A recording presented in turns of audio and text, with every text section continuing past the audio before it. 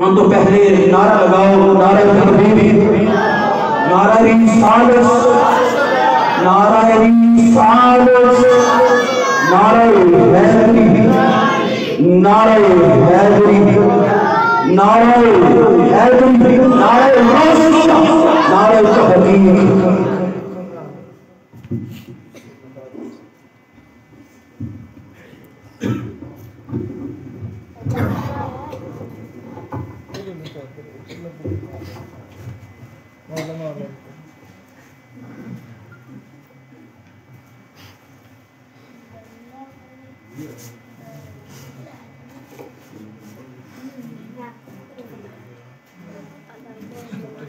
अल्हम्दुलिल्लाह अल्हम्दुलिल्लाह रब्बिल आलमीन वला अक़िबतु लिल मुत्तक़ीन वस्सलातु वस्सलामु अला सय्यिदिल अंबिया वल मुरसलीन अम्मा बाद फ़अऊज़ु बिल्लाहि मिनश शैतानिर रजीम बिस्मिल्लाहिर रहमानिर रहीम वल्लज़ी जाअ बिस्सिद्क़ि वसद्दक़ बिही उलाइका हुमुल मुत्तक़ून सदक़ल्लाहुल अज़ीम व सदक़ रसूलुहुन नबियुल करीम रऊफ़ुर रहीम इन्नल्लाहा व मलाइकतहु युसल्लूना अलन नबी या अय्युहल्लज़ीना आमनू सल्लु अलैहि व सल्लिमू तस्लीमा। पढ़ता हूँ मैं नात उनकी, पढ़ता हूँ मैं नात उनकी, लफ्ज़ मेरे हैं बात उनकी। मेरे मिसरे पर गौर करें, पढ़ता हूँ मैं नात उनकी, लफ्ज़ मेरे हैं बात उनकी। छिड़ जाए जब जिक्र उनका, लगती है कायनात उनकी। पढ़ता हूँ मैं नात उनकी, लफ्ज़ मेरे हैं बात उनकी। छिड़ जाए जब जिक्र उनका, लगती है कायनात उनकी। दोनों जहां के वो दूल्हा है, सारे नबी है बारात उनकी। लफ्ज़ मेरे हैं बात उनकी, पढ़ता हूँ मैं नात उनकी, लफ्ज़ मेरे हैं बात उनकी। छिड़ जाए जब जिक्र उनका, छिड़ जाए जब जिक्र उनका, लगती है कायनात उनकी। दोनों जहां के वो दुल्हा है, सारे नबी है बारात उनकी। दुरूद जब भी मैं पढ़ता हूँ, दुरूद जब भी मैं पढ़ता हूँ, खुश होती है ज़ात उनकी। मोहब्बत के साथ ये सलात व सलाम अलैका, मोहब्बत के साथ ये सलात व सलाम अलैका या रसूलल्लाह। जिसको दुरुस्ती आती है इबादत के लिए से बड़े सलात व सलाम अलैका या रसूलल्लाह व अला आलिहि व सहाबिहि या नबी अल्लाह। अस्सलातु व सलाम अलैका या रसूलल्लाह व अला आलिहि व सहाबिहि या खातमुन नबिय्यीन। अल्लाह रब्बुल इज्जत की हम्द सना के बाद हमारे सरों के ताज उलमाए किराम और इस दो की महफिल के लिए अस्सलाम वालेकुम व रहमतुल्लाहि व बरकातुहू।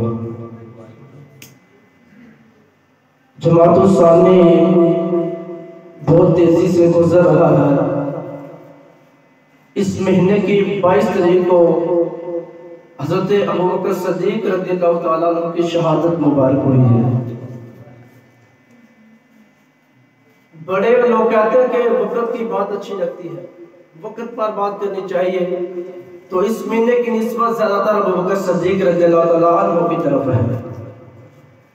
उनके हवाले से आपके सामने कुछ बातें अर्ज करूँगा और तकरीबन 4-5 साथी ने मुझे ये भी फरमाया है कि नमाज के हवाले से कुछ अर्ज करनी है।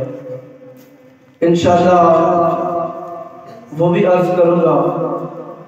तो कुरान मजीद की आयत तिलावत कर रही जिसके अंदर अल्लाह रब्बुल इज्जत ने फरमाया जाआ बिस्सिद्क़ि व सद्दक़ बिही उलाइका हुमुल मुत्तक़ून। और जो आपके पास हक लेकर आया वो कौन है? आका अलैहिस्सलाम। वल्लज़ी जाआ बिस्सिद्क़ि वसद्दक़ बिही, और जिसने उसकी तहकीक की, उलाइका हुमुत्तक़ून, वो लोग मुत्तकी हैं। अब आए हक लेके आका और तस्दीक करने वाले अबू बकर सिद्दीक हैं।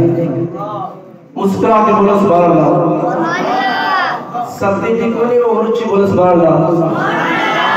बड़ा सफर कितना थकावट है, इंदी कुछ चीज वाला बोलोगे थकावट सारी थकावट ला दे। मुस्कुरा के बोलो सुभान अल्लाह। जड़ा बंदा सुभान नहीं बोला ना अल्लाह पूछे तबीयत ठीक है तेरी, उन्होंने ना कहा यार महफिल बैठे आखिरी बयान है चल लंगर इंतजाम वसी हम लादा के दसे दो दिन बाद कोई परेशानी नहीं है। अल्लाह ताला ताला नसीब करे तो मुस्कुरा के ऊंची वाला बोलो सुभान अल्लाह।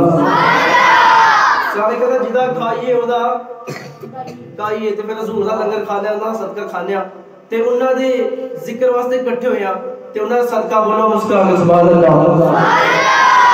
प्रवल्लजी जहां बिसुदकी वसफ़ा बिही उलाइका मुत्तक़ून, जो आया हक लेकर और जिसने तहकीक की वो लोग मुत्तकी हैं। आका के मराज पर अल्लाह ने बुलाया अपने पास, महबूब का दीदार किया, वो लंबी चौड़ी बात है, लेकिन आका मराज पर गए वापस आए। अब वापस आ रहे हैं, साथ जबरील है। फरमाया जबरील थोड़े से वक्त में, थोड़े से अरसे में, थोड़े से टाइम में इतना कुछ किया, नबियों की इमामत की और अल्लाह का दीदार किया, अल्लाह से हमकलाम हुआ, अल्लाह ने मुझे तोहफा अता किया। इतना सफर मैंने थोड़े से वक्त में किया, आकर मैं सुबह लोगों को बताऊंगा, क्या लोग मानेंगे? अब ये हजूर कोई माने ना माने, सदीक जरूर मानेगा, सदीक जरूर मानेगा, इसलिए कि वो सदीक है। सदीक कहते हैं सच्चे को, किसको कहते हैं? असली झूठे ही हैं। सदीक कहते हैं सच्चे, किसको बोल दो? सच्चे को सदीक कहते हैं। अल्लाहु अकबर। एक जुमला आ रहा है ज़हन में, अर्ज करता हूँ, उम्मीद है समझ आएगी। आसान, जिसको भी मोहब्बत मिली, जिसको भी मोहब्बत मिली कायनात के अंदर आने के बाद मिली। ऐसे ही है, कोई ये नहीं कह सकता कि मैं 1950 के अंदर असद के साथ मोहब्बत करता था। कोई ये नहीं कह सकता कि मैं 1965 के साथ मुझ गुनाहगार से को मोहब्बत करता। ये नहीं कोई कह सकता, इसलिए कि मैं आया नहीं था, मैं पैदा नहीं हुआ था। जिसको भी मोहब्बत मिली पैदा होने के बाद मिली। औलाद को मोहब्बत मिली, औलाद बनी तो मोहब्बत मिली। माँ को अदब मिला, माँ बनी तो माँ का दर्जा मिला। जिसको जो भी मिला बनने के बाद मिला। लेकिन मेरे आका की जात एक ऐसी जात है कि जिसको कायनात के अंदर आने से भी पहले मोहब्बत मिली। हज़रत अबू बकर सिद्दीक रज़ियल्लाहु ताला अन्हु ताजर है, कपड़े का काम करते हैं। यमन के कपड़ा खरीदने के लिए कपड़ा खरीदा, दिल में ख्याल आया कि जहाँ पर एक पुराना आलिम है उसको मिल लो, उसकी ज़ियारत करो। अब उसकी ज़ियारत करने के लिए आलिम के पास पहुंचे। आलिम ने पूछा कि बेटा क्या नाम है? कहा मेरा नाम अब्दुल्ला है। आपका नाम अब्दुल्ला था? कहा कि मेरा नाम अब्दुल्ला है। कहा बेटा आपके बाप का नाम क्या है? कहा मेरे बाप का नाम बुकाफा। कहा मां का नाम? कहा मां का नाम सलमा। कहा बेटा क्या आपको लोग सदीक तो नहीं कहते? कहा जी मुझे सदीक कहते हैं। कहा बेटा आपके सीने पर नाफ के नजदीक तीर का निशान तो नहीं? कहा जी तीर का निशान है। कहा बेटा उठो मुझे सीने से लगा दो। कहा बाबा क्या वजह है? मैं इतनी दूर से आया हूँ आपसे मिलने के लिए, आपकी ज़ियारत के लिए। मैं इतनी दूर से आया हूँ, तुम मुझसे मिलने के लिए बेकार दिखाई देते हो। क्या वजह है? तूने मेरे अंदर क्या देखा है? क्या बेटा इस वक्त मेरे अंदर सैकड़ों सालों की है, मैं अंजीर का आलिम हूँ, मैं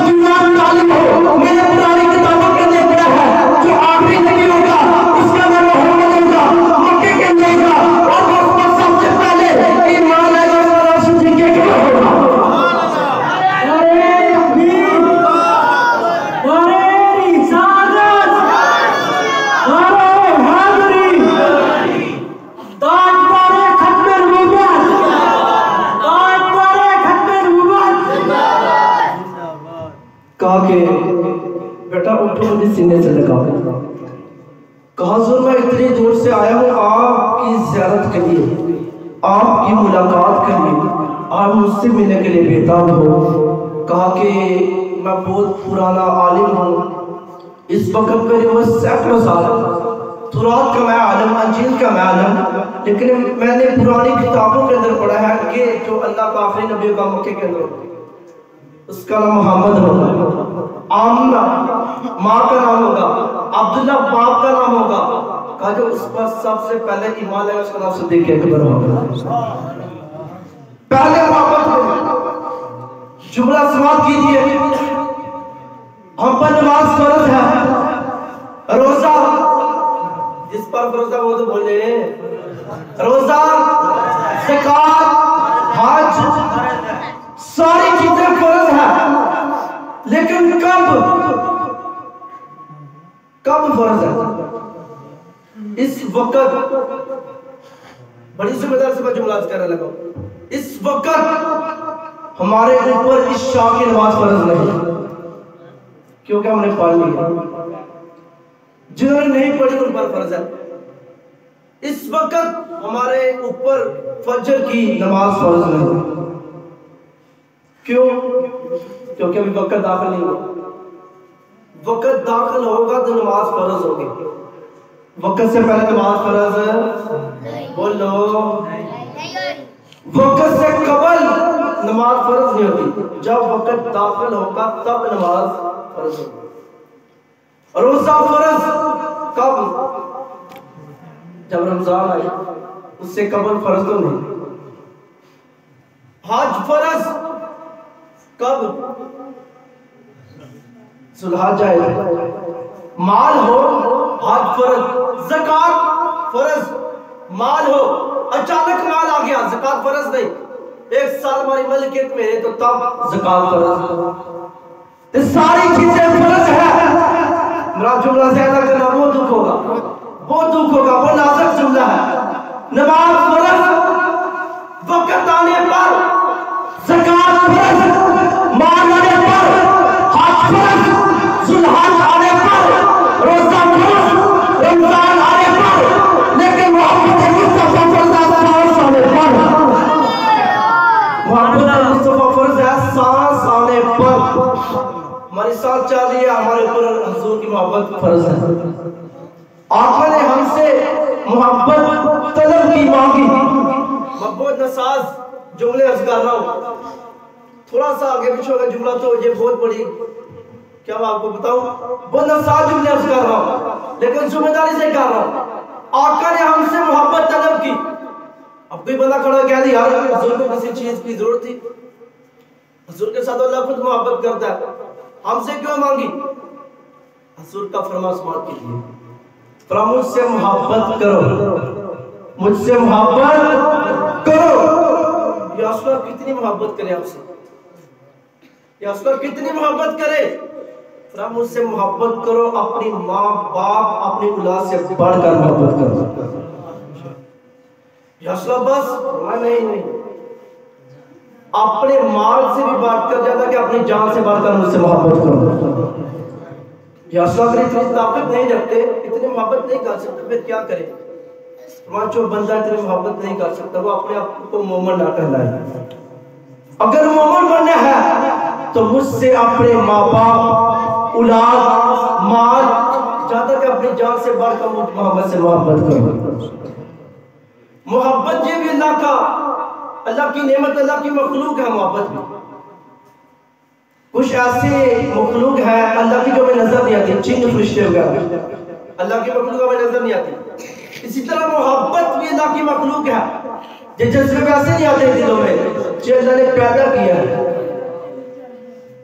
अब इसको मद्देनजर के किसी को औलाद मिली कम, किसी को औलाद मिली ज्यादा, बहुत सादे जुमले, किसी को औलाद कम, किसी को ज्यादा, किसी को दौलत मिली कम, किसी को हुस्न कम, किसी को हुस्न, इसी तरह किसी को मोहब्बत कम, किसी को ज्यादा। लेकिन सबसे ज्यादा मोहब्बत इस कायनात के अंदर मोहब्बत अली को मिली है। और सबसे ज्यादा मोहब्बत हुजूर को मिली और सबसे ज्यादा मोहब्बत सिद्दीक़ अकबर ने की है। अपनी जान से ज्यादा मोहब्बत की, अपनी औलाद से ज्यादा मोहब्बत की। जब तक कि आपका बेटा अभी मुसलमान नहीं हुआ था, मुसलमान होने से पहले जंग हो रही है, हज़रत अबू बकर सिद्दीक़ आपकी तलवार के नीचे है। सोचा बाप का छोड़ दिया, बाप समझ के अबू बकर सिद्दीक़ के बेटे ने छोड़ दिया। घर के शाम का वक्त हुआ, कहा कि अब्बाजान आपको पता है मेरी तलवार के नीचे आए थे और मैंने आपको छोड़ दिया। सिद्दीक़ अकबर ने कहा क्यों छोड़ा? ओके इसलिए छोड़ा तो मेरा बाप था। कहा बेटा तूने मुझे इसलिए छोड़ा कि मैं आपका बाप हूं। अगर तू मेरी तलवार के नीचे आ जाता, अगर तू मेरी तलवार के नीचे आ जाता तो मैं बेटा समझ के छोड़ता नहीं, मोहम्मद अरबी का दुश्मन चढ़ के काट देता। माल कुर्बान किया। अल्लाह अकबर। हज़रत अली के पास इससे कबल आपके सामने अर्ज करता हूं कि सिद्दीक़ अकबर का असली नाम अब्दुल्ला था, अतीक आपका लक़ब, सिद्दीक़ आपका लक़ब। नाम असल अब्दुल्ला था, अतीक की वजह मुफस्सिरीन ने बहुत लंबी चौड़ी बहस की है, उनमें से एक अर्ज करता हूं। अमाशा फरमाती है कि हज़ूर ने फरमाया कि अबू बकर आप जहन्नम से आजाद हो। इस फरमान के मुताबिक अतीक आजाद, अबू बकर आप जहन्नम से आजाद हो। जन्नत से आजाद के बता कहा जाता है जन्नत में। कैसे ने फरमाया कि अबू बकर आप जन्नती हो, जन्नत से आजाद होने की वजह से आपको लक़ब मिला अतीक। और जो सिद्दीक़ लक़ब है जो अल्लाह की तरफ से अता किया गया। आका खुद फरमाते हैं अबू बकर जो आपका लक़ब सिद्दीक़ है अल्लाह ने आपको अता किया है। आपकी वालिदा मुहतरम उन्होंने हुजूर का कलमा पढ़ा, आपके बाप ने भी कलमा पढ़ा। आपकी औलाद 3 बेटियां और 3 बेटे थे, टोटल 6। 3 बेटियां और 3 बेटे, ये बुनियादी चीजें आपके सामने रखना लाजम समझा। 3 बेटियां 3 बेटे थे। अब आपके बाप ने हुजूर पर ईमान लाया, फतह मक्का हुआ, बातें बाद में कर लिया, फतह मक्का हुआ। अबू बकर सिद्दीक़ रज़ियल्लाहु अन्हु ने क्या किया कि अपने बाप को लिया, हुजूर के पास पहुंचे, कहा कि हुजूर जी मेरा बाप है, कलमा पढ़ाइए। आका ने जब देखा हज़रत अबू काफा को तो देखा बुढ़ापे का लिहाज रखते हुए फरमाया कि इतनी उम्र ज्यादा है, बूढ़े हैं, तो इनको तकलीफ जाने की क्यों थी? मुझे बताते मैं खुद चल के आपके घर चला जाता। हुजूर आज इनका चल के आपकी बारगाह में नहीं बेहतर था। हुजूर ने अपना हाथ यादुल्लाह वाला सीने पे फेरा, गुलामी रसूली बन गए, साहबे रसूली बन गए। आपकी वालिदा मोहतरमा ईमान लेकर आई। 39 मुसलमान थे। कितने? 39, एक काम 40, 39 मुसलमान थे। सिद्दीक़ अकबर ने उसकी हुजूर हमने अपने आप को ज़ाहिर करना है। फरमाया कि अबू बकर अभी हम काम थोड़े हैं। फिर इसरार किया, कहा कि हुजूर अपने आप को ज़ाहिर करना है। फिर आका ने फरमाया कि अबू बकर हम थोड़े हैं। तीसरी मतवजह था कि वो इसरार करते रहे जहाँ तक कि आका राजी हो गए। अब अपने आप को ज़ाहिर करने के लिए मस्जिद हराम के अंदर गए, वहां पर मुसलमानों को इकट्ठा किया और इकट्ठा किया तमाम मुसलमान वहां जमा हुए, बैठ के सिद्दीक़ अकबर खुतबा देने लगे। मुशरिकीन को, मुनाफिकीन को पता चला, हमले के लिए तैयार हो गए, आकर हमला किया, बेरहमी के साथ मुसलमानों पर जुल्म किया, मारना शुरू कर दिया, जहां तक सिद्दीक़ अकबर का नाक जख्मी हो गया। जब आपके कबीले को पता चला, भागते हुए आकर अबू बकर को उठाया घर ले गए। घर ले गए, अब बेहोश थे। अब सारा कबीला पास जमा है कि जब इनको होश आएगी ये डर गए हैं, माशाअल्लाह ये हुजूर का नाम नहीं लेंगे, इतनी मार पड़ी है, ये डर गए हैं। अब इसी वसवसे में आके जब आँख खुलेगी तो पहला लफ्ज़ ये होगा कि मैंने कोई मुसलमान नहीं होना, मुझे कोई माज़िला रसूल नहीं चाहिए। अब ये इस लफ्ज़ के इंतजार में थे, लेकिन सिद्दीक़ अकबर के इश्क पर कुर्बान जाए, बेहोश है, आँख खुली, पहला सवाल किया मुझे हुजूर के बारे में बताओ। जब ये सुना कबीले वाले अपने अपने घर को जाना शुरू कर दिया। वहां से पूछा, मर मुझे बताओ हुजूर का हाल क्या है, हुजूर किस हालत में है। माँ ने ना इल्मी का इजहार किया कि मुझे नहीं पता। उतने में हज़रत उमर फारूक की हमशीरा बहन आई, उन्होंने कहा कि हुजूर ठीक है। कहा कि रब्बे काबा की कसम मैं उतनी देर तक ना कुछ खाऊंगा ना पीऊंगा जब तक अपनी आंखों से मुझे आपके चेहरे को न देख लूं। माँ का सहारा लिया, हुजूर के कदमों में पहुंचे। जब हुजूर के पास पहुंचे, हुजूर को देखा जमीन पे गिर के, हुजूर के कदमों का बोसा लिया। जब माँ ने ये इश्क देखा, माँ ने कहा मुझे भी कलमा पढ़ा हुआ। माँ ने भी कलमा पढ़ा हुआ मुसलमान हो। जे शरफ जे अजाज सिर्फ अबू बकर सिद्दीक को है कि जिनकी 4 पुश्ते सहाबी रसूल है। आपके बाप भी सहाबी, आप खुद भी सहाबी, आपके बेटे आपके पोते भी सहाबी। जो आपका शरफ है, इसके अलावा किसी सहाबी को शरफ नहीं कि उनके 4 पुश्ते सहाबी हैं, लेकिन सिद्दीक अकबर को ये शरफ है। आका ने फरमाया कि मेरी उम्मत पर ये लाजिम है कि वो सिद्दीक अकबर का शुक्रिया अदा करती रहे और उससे मोहब्बत भी करती रहे। नारे तकबीर, अल्लाहू अकबर, नारे रिसालत, या रसूल अल्लाह, नारे हैदरी। कहा कि मेरी उम्मत पर ये वाजिब है कि सिद्दीक अकबर का शुक्रिया भी अदा करती रहे उस पर। और जितनी फरमा के मुझको जितना नफा सिद्दीक माल ने दिया, इतना किसी के माल ने नफा नहीं दिया। अल्लाहू अकबर। अब मैं आपको यहाँ पर अर्ज करने जा रहा हूँ, हुजूर की उम्र कितनी है? 63 साल। कितनी है? अबू बकर की उम्र कितनी है? सुभान अल्लाह। हुजूर की उम्र 63 साल, अबू बकर की उम्र भी 63 साल है। हुजूर को वफात से कबल 2 साल जहर दिया गया, सिद्दीक अकबर को भी 2 साल पहले जहर दिया गया। हुजूर को वसाल से कबल 15 दिन पहले बुखार आया, सिद्दीक अकबर को 15 दिन पहले बुखार आया। हुजूर वसाल से चंद दिन पहले मसले को छोड़कर जो खलीफा बनना था उसे मसले पे खड़ा कर दिया। सिद्दीक अकबर ने ऐसा किया, वसाल से पहले कुछ दिन मसला छोड़ दिया और आइंदा खलीफा को मसले पे खड़ा कर दिया। और हुजूर के लिए जो चारपाई आई वही सिद्दीक अकबर के लिए आई, जो चादर हुजूर के लिए आई वही चादर सिद्दीक अकबर के लिए आई। मुख्तसर करूं तो यूं समझे जाफर मसाल हुजूर का बड़ा सिद्दीक अकबर का वफात। नारे तकबीर, अल्लाहू अकबर, नारे रिसालत, नारे हैदरी। सबसे पहले कलमा पढ़ने वाली कौन सी शख्सियत है? बोलो। लंगर वाकई आगे थोड़े बड़े यार, लंगर है, यकीन करो लंगर है ना, करो लंगर बिल्कुल है। सबसे पहले किसने कलमा पढ़ा? अबू बकर सिद्दीक रज़ियल्लाहु अन्हु। इसके बारे में इतराज हुआ, किसने कहा सबसे पहले कलमा पढ़ा तनदुल कुबरा ने, किसने कहा सबसे पहले कलमा पढ़ा अलीउल मुर्तज़ा ने। लेकिन इमाम आज़म अबू हनीफा और फरमाते इस तरह नहीं होगा, इस तरह करते कि बच्चों में सबसे पहले कलमा पढ़ा अलीउल मुर्तज़ा ने, औरतों में सबसे पहले कलमा पढ़ा तनदुल कुबरा ने, और जवानों में मर्दों में सबसे पहले कलमा पढ़ा अबू बकर सिद्दीक ने। इस पर सब मुत्तफ़िक़ है, सबसे पहले कलमा पढ़ा अबू बकर सिद्दीक ने। सबसे पहले सहाबी कहलाए, बोलो। सबसे पहले मुसलमान कहलाए, सबसे पहले मोमिन कहलाए।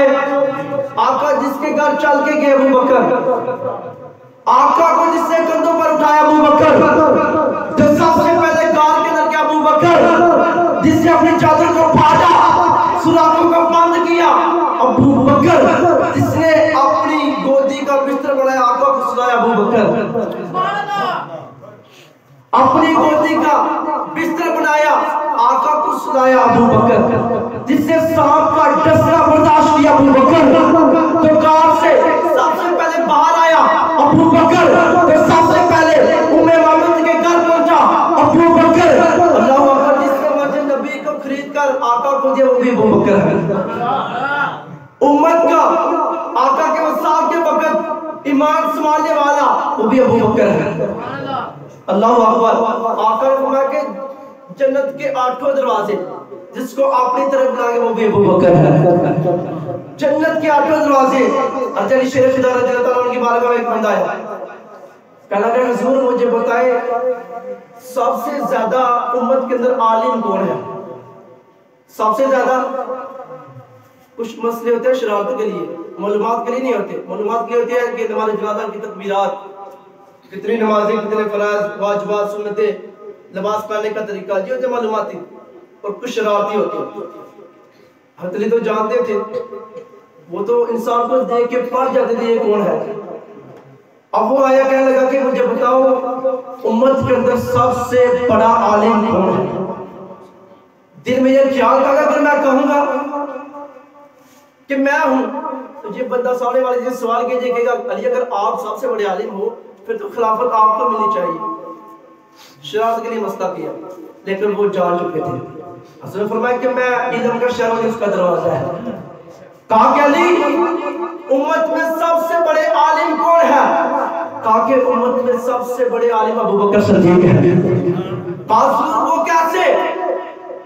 कहा कि वो कैसे? हजूर का फरमान कि मैं शायद आप दरवाजा हो, अबू बकर कैसे बड़े आलिम बन सकते हैं? कहा आपने हजूर का ये फरमान ही सुना? हाँ कौन सा फरमान? कहा कि हजूर ने फरमाया जो आप में से सबसे बड़ा आलिम हो उसी मुसल्ले पर खड़ा करो। जो सबसे बड़ा आलिम हो उससे मुसल्ले पर खड़ा करो। कहा जी मैंने सुना ऐसे ही है। फिर हजूर ने तो कहा था कि सिद्दीक़ अकबर को नमाजें पढ़ाए। साहबी के हजूर नमाज का वक्त हो चुका है, हजूर खामोश। फिर कहा हजूर नमाज का वक्त, हजूर खामोश। हजूर नमाज का वक्त हो चुका है, सिद्दीक़ को कोई नमाज पढ़ाए। एक वक्त ऐसा है कि नमाज का वक्त हुआ, साहबा ने कहा हजूर ने कह दिया जिसे मर्जी खड़ा कर दे। मशवरा किया, हज़रत उमर को खड़ा कर दिया। हजूर हुजरे में है, हज़रत उमर को खड़ा कर दिया। जब नमाज शुरू हुई आवाज आई, आका के कानों तक आवाज पहुंची। आका समझ के ये आवाज मेरे अबू बकर सिद्दीक की नहीं है, समझ के ये आवाज अबू बकर सिद्दीक की नहीं है। अपने हुजरे से पर्दे को साइड में किया, हटाया, वहां से आवाज दी ला ला। कहा के माना उमर तुम राजे नबी है, माना के उमर अल्लाह से मांग लिया है, लेकिन यहाँ पर अबू बकर हो, बाबर तो मेरे मसले पे खड़ा नहीं हो सकता। मैंने पहले कहा बहुत सादे जुमले बोलता हूँ, लेकिन मेरी कोशिश होती है जोर ना लगाऊं, लेकिन अंदर से इश्क की आवाज आती है, बात इश्क की चल रही है। ताकि माना उमर तुम मुरादे नबी है, अल्लाह से मांग के लिया है, लेकिन जहाँ पर अबू बकर हो वहां पर प्योर मसले पे खड़ा नहीं हो सकता। अल्लाह अकबर। उससे दूसरा सवाल किया, अली मुझे ये बताओ उम्मत के अंदर सबसे बड़ा सखी कौन है? सबसे बड़ा, हम तो कंजूस है, सबसे बड़ा सखी कौन है? अल्लाह अकबर।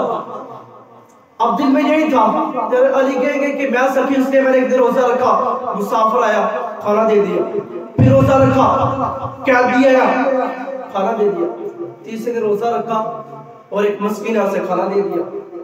अब ये हज़रत अली कहेंगे कि मैं सबसे सखी हूँ, लेकिन मुझे अली बताए सबसे ज्यादा सखी उम्मत में कौन है?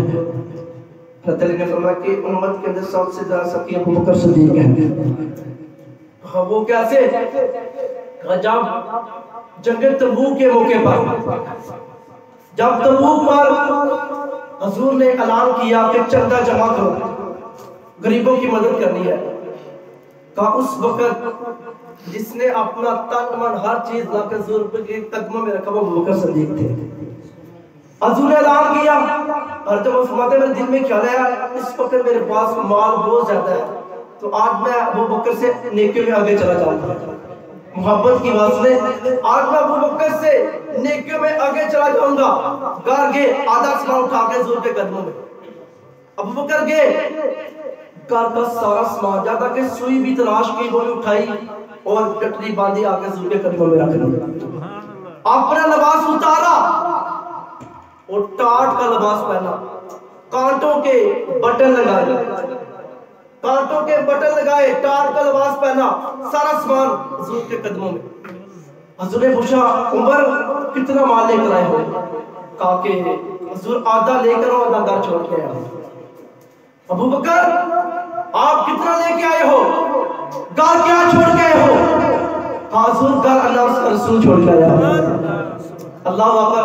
जिब्रील हाजिर हुए, जिब्रील आए, जो लिबास अबू बकर सिद्दीक ने पहना वही जिब्रील ने पहना है, टाट का लिबास, कांटों के बटन। हुजूर ने देखा जिब्रील की हालत, जो लिबास आपने पहन रखा है, और उसके हुजूर जो लिबास मैं अकेले नहीं पहना, जो मैं अकेले लिबास नहीं पहना, तो फिर ये लिबास क्यों पहना, किस किस ने पहना है? जिब्रील ने अर्ज़ की, हुजूर अल्लाह ने आसमान पे ऐलान किया है कि जिस तरह का लिबास जमीन पर सिद्दीक़ अकबर ने पहना है, तमाम आसमानी फरिश्ते वो लिबास पहने हैं। नारे तकबीर, नारे तकबीर, नारे रिसालत, नारे हैदरी। अल्लाहु अकबर। जिब्रील आए, हुजूर ने फरमाया कि अबू बकर जिब्रील आए हैं। जिब्रील ने अर्ज की कि हुजूर मैं सलाम लेकर अबू बकर के लिए अल्लाह का। बहुत सादी बातें मेरी, शायद आपको समझ नहीं आ रही, लेकिन बहुत सादी। हुजूर मैं अबू बकर के सलाम लेकर अल्लाह का। अबू बकर या अल्लाह हुक्म हो, आज जिब्रील आया है और आपके लिए अल्लाह का सलाम आया है। अबू बकर की आंखों में आंसू जारी हो गए। कहा कि जिब्रील अर्ज करते हैं, या रसूलल्लाह फरमा रहे कि मैं अबू बकर पर राजी हूं। अल्लाह फरमा रहा है मैं अबू बकर पर राजी हूं।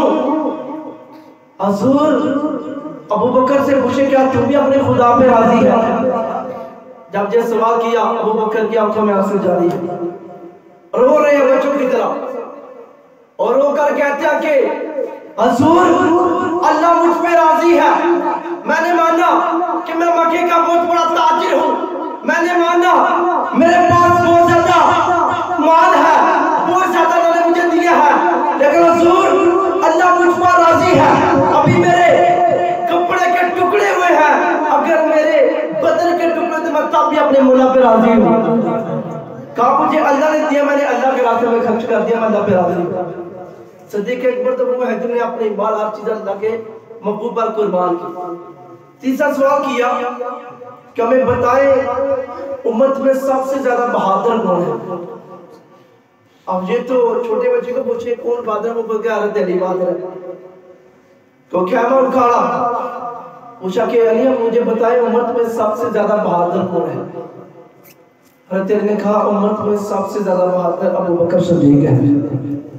कहा वो कैसे? कहा जब हुजूर ने नबूवत का ऐलान किया, मुशरिकीन काफिरों ने वार किया, मैं छोटा था, सामने खड़ा होकर देख रहा था, लेकिन अबू बकर हुजूर के आगे खड़े हो गए, दीवार बन के खड़े हो गए, सारे वार अपने पर से दूर तक एक बार भी नहीं पहुंचने दिया। कहा सबसे बहादुर हुआ। और अबू बकर सिद्दीक़ वो है कि जिन पे अल्लाह राजी हो। साहबा का मतलब है हुजूर ने अपनी अंगूठी उतारी, अबू बकर सिद्दीक़ को उतारी, अंगूठी दी, कहा कि अबू बकर जी जाओ नक्काश के पास, इस पर लिखाओ ला इलाहा इल्लल्लाह। क्या लिखाना है? बड़ा कल क्या लिखाना है? कहा अबू बकर ले जाओ और नक्काश को बोले इस पर लिख दे ला इलाहा इल्लल्लाह। और अबू बकर जा रहे हैं, सोचते जा रहे हैं, सोच के आ रहे हैं कि यार हुजूर ने फरमाया कि लिखाओ ला इलाहा इल्लल्लाह, तो अल्लाह और महबूब का नाम जुदा हो जाए, ये मैं गवारा नहीं करता। अब जिस सोचते जा रहे नकाश के पास, हुजूर ने कहा लिख दो ला इलाहा इल्लल्लाह। नकाश को अंगूठी दी, कहा किस पर लिख दो ला इलाहा इल्लल्लाह मुहम्मद रसूलुल्लाह। जब नकाश ने लिखा, अंगूठी वापस आई, साथ साबित हुजूर ने पूछा, फरमाया कि ये अंगूठी पकड़ो और इसके ऊपर देखो क्या लिखा है। मजमा साहबा का है और साहबी ने पढ़ा कि उसके ऊपर लिखा ला इलाहा इल्लल्लाह मुहम्मद रसूलुल्लाह अबू बकर सिद्दीक़। ला इलाहा, हुजूर ने कहा लिखो ला इलाहा इल्लल्लाह। अबू बकर ने कहा नकाश को लिखो ला इलाहा इल्लल्लाह मुहम्मद रसूलुल्लाह। अंगूठी वापस आई, ऊपर लिखा था ला इलाहा इल्लल्लाह मुहम्मद रसूलुल्लाह अबू बकर सिद्दीक़। अबू बकर यार ये सुना हैरान हो गए, यार मैंने अपना नाम तो कहा नहीं, ये कैसे आएगा? मैं हैरान हुआ। जिब्रील हाजिर हो गए, जिब्रील आए, पूछा कि अबू बकर जी आपने नाम लिखाया है, मैंने कहा ला इलाहा लिखाओ, आगे इजाफा कैसा? अबू बकर ने हाथ जोड़े कहा कि हुजूर मैंने नकाश को कहा था लिख दो ला इलाहा इल्लल्लाह मुहम्मद रसूलुल्लाह। हुजूर मैंने आपका नाम तो कहा नहीं, मैंने आपका अल्लाह का नाम लिखाया है। हुजूर ने कहा कि अबू बकर मैंने अल्लाह का नाम कहा था, मेरा नाम क्यों लिखाया? कहा हुजूर मैं ये गवारा नहीं करता अल्लाह उसके महबूब का ना जुदा हो। जबरील ने कहा कि या रसूल अल्लाह अबू बकर ये नहीं चाहते अल्लाह और आपका नाम जुदा हो, अल्लाह ने मुझे भेजा जबरील पाक आ जाओ सजा क्या करना है। कहा जब अबू बकर ये नहीं चाहता कि मेरा मेरे महबूब का नाम जुदा हो तो अल्लाह ये नहीं चाहता महबूब के नाम से अबू बकर का नाम जुदा हो। कहा कि मुझे मैंने लिखा है, अल्लाह ने मुझे पहले इसका लिख दिया। अल्लाह ऐसे राजी हुए अबू बकर सिद्दीक। अबू बकर सिद्दीक का आखिरी वक्त आया, हज़रत अली को नसीहत की, कहा कि जिन हाथों से हुजूर को गुस्ल दिया उन हाथों से मुझे गुस्ल देना है। नसीहत की और जब आखिरी वक्त हुआ साहब ने ऐसे किया जो नसीहत की उसके मुताबिक किया। कहा कि अपने हाथों से गुस्ल देकर हुजूर के मज़ार के सामने जाना है, इजाजत तलब करनी है। अगर आका इजाजत दे दे तो मुझे आका के कदमों में दफना देना, अगर इजाजत ना मिली तो जन्नत वकी में ले जाना। साहब ने ऐसे किया। जब वसाल फरमा के उठाया, जनाजा वगैरह पड़ा और मदीने की गलियों से गूंज कर यार का जनाजा निकला। उस वक्त गुंबद खज़ा तो नहीं था, हुजरा था, उसको ताला लगा था और चाबी माशा के पास थी। अब वो सामने हुजूर अबू बकर सिद्दीक की चाबी रखी है, हुजूर का मज़ार सामने है, ताला लगा है। साहबा खड़े हो गए और अर्ज की कि हुजूर ये अबू बकर आपका यारे गार, जे आपका यारे गार, जे आपका सहाबी, हुजूर ये आपका यार चाहता कि आपके कब्र में दफन हो। जे क्या क्या सामने हाथ बंदे और दुरूद सलाम पढ़ना शुरू कर दिया। अब जब देखा ये आपका यार चाहता कि आपके कदमों में दाखिल हो, अल्लाह अकबर फरमाते हैं कि दरवाजा खुद ब खुद खुल गया, ताला टूट गया, अंदर से आवाज आई यार को यार से मिला दो, यार तो पहले ही बेताब है। भाई यार को यार से मिला, यार तो पहले ही बेताब है। जे शक होगी ते चल मदीने, जे शक होगी ते चल मदीने, फेक जोड़ मज़ारा दा बन यार होगी दिया यारा दा। अल्लाहू अकबर। सिद्दीक़ अकबर हुजूर का साया नहीं था, लेकिन साया बन के सारी जिंदगी हुजूर के साथ सिद्दीक़ अकबर ने गुजारी। जो बड़ा लंबा वाक़या आपने पहले उलमा से सुना होगा। हिजरत का जब वक्त आया तो अबू बकर सिद्दीक़ रज़ियल्लाहु ताला अन्हु को हुजूर ने साथ लिया और गार की तरफ गए। अब गार के अंदर 3 दिन 3 रातें रहे, लेकिन अक्ल का यह तकाजा है कि एक इंसान 3 दिन 3 रातें जाग नहीं सकता। अगर इंसान है नींद तो आती है। अब हुजूर ने पहरा दिया अबू बकर सिद्दीक़ का, हुजूर ने पहरा दिया अबू बकर सिद्दीक़ का। क्या 3 दिन और 3 रातें हुजूर ने सोए? अबू बकर को नींद नहीं आई। मुझे जो कहने दो कि अबू बकर सोए, हुजूर पहरा दे, हुजूर सोए, अबू बकर पहरा दे। हुजूर की नबूवत का पहरा देना अबू बकर की सुन्नत है, अबू बकर का पहरा देना हुजूर की सुन्नत है। हुजूर गोदी में रखा है और आराम से देख रहे हैं, जैसे कुरान जी की तिलावत करते रेल के अंदर आकर ऐसे अपनी गोद में रखा आराम से देख रहे हैं। मैंने अपने तखय्युल में अर्ज किया अबू बकर आराम से क्यों देख रहे? अबू बकर फरमाते कि आपने कुरान ही पढ़ा, वरतिल कुरान तरतीला, कुरान को ठहर के पढ़ो। फरमाते मैं यार को देख नहीं रहा, मैं तो तिलावत कर रहा हूँ कुरान की। कई बार दुआ की तिलावत करता हूँ, कई बार लैली सदा की तिलावत करता हूँ, कभी यासीन की तिलावत करता हूँ। और तमाशा फरमाते हैं कि रात का वक्त था और आसमानों पर सितारे थे। मैंने सितारों को देखा तो कि हुजूर आसमानों की जितने सितारे हैं क्या इतनी नेकियां भी किसी की है? अम्मा आयशा का ये अकीदा सुने, यकीन देखें कि आप जानती थी कि हुजूर को उनकी मिकदार का पता है, हुजूर को पता है कि सितारे कितने हैं, और आप ये भी जानती थी कि हुजूर को पता है उम्मती की कौन से उम्मती की कितनी नेकियां हैं। हुजूर किसी कितनी नेकियां हैं? हुजूर ने कहा जी है। हुजूर किसकी? दिन में तक मेरे बाप का नाम है अबू बकर। कहा हुजूर किसकी नेकियां? का उमर की नेकियां हैं। कहा हुजूर फिर मेरे बाप कहाँ गए? उनकी नेकियां। कहा कि आशा उमर की सारी जिंदगी की नेकियां एक तरफ।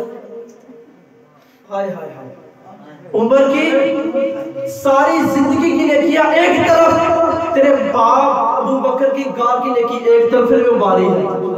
अल्लाह अकबर। पूछा क्या कि हुजूर आपको सबसे ज्यादा महबूब कौन है? फरमाया मुझे सबसे ज्यादा महबूब हरते अमाशा अफजल मर्दों में फरमा सिद्दीक़ अकबर है। जब मौजूद तबीला जितना उसको बढ़ाए वक्त हो चुका है, तो अर्ज की थी मैंने कि नमाज के हवाले से आपके सामने दो चार मिनट गुफ्तगू करूंगा। सबसे पहली बात यह है कि हम मुसलमान हैं। बोलो तो सही, हम सब क्या है? मुसलमान हाथ खड़ा करो। माशाल्लाह सारे मुसलमान, हम सब मुसलमान अल्हम्दुलिल्लाह। लेकिन नमाज किन के लिए है? मेरे साथ सवाल साथ जवाब। नमाज किन के लिए है? मुसलमानों के लिए। हमने भी मस्जिद के बैठ के दावा किया कि हम सब क्या है? मुसलमान। फिर हमने किसी जो भी कहा कि नमाज किन के लिए है? हम मुसलमान हैं।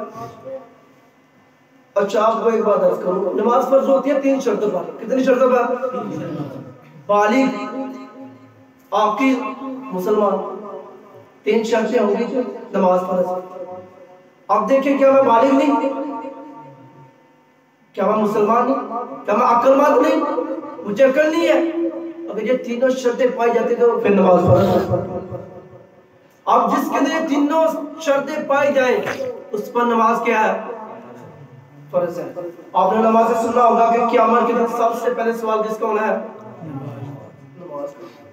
क्या हमें ये यकीन नहीं कि क़यामत आएगी? यकीन है। क्या हमें ये नहीं पता कि हमने ये सवाल का जवाब देना है? क्या आपको ये पता कि हमसे ये सवाल होगा नमाज का? पता है क्या जवाब देंगे? नमाज पढ़ते हैं। अल्लाह ने कुरान मजीद के अंदर नमाजी की कहानी को बयान किया। फरमाया मां साला का कौन फिसा कर, जो जन्नती है वो कहेंगे मां साला का कौन फिसा कर। आज जहन्नमी तो नमाज की तरफ, जहन्नम की तरफ क्यों जा रहा है?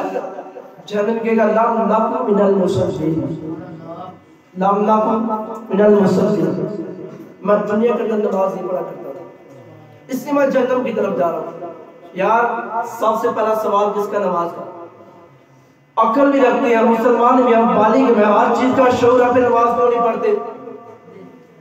अभी उलमा ने गुफ्तगू की नमाज के हवाले से। क़यामत के दिन 2 सफ़े होंगे। कितने सफ़े होंगे? अब यहाँ पर तूने और मैंने सोचना है कि हमने कौन सी सफ़ में खड़ा है। कितनी सफ़े होंगी? एक के सफ़ के इमाम इमामुल अंबिया होंगे, और एक के फिरौन अबू जहल अबू लहब जो अल्लाह के दुश्मन है, वो एक के आगे सबसे आगे वो खड़े होंगे। यानी कि एक साहब के इमाम हुजूर, एक के इमाम अल्लाह के दुश्मन होंगे। अब हमने किस साहब में खड़ा होना है? बोलो बोलो। हुजूर के पीछे खड़ा होना है कि फिरौन के पीछे? हुजूर के पीछे खड़ा होना है। अब जो जिस साहब के हुजूर इमाम होंगे उस साहब में कौन खड़ा होगा? मुसलमान। ला, जिस साहब के हुजूर इमाम होंगे उस साहब के पीछे नमाजी खड़े होंगे।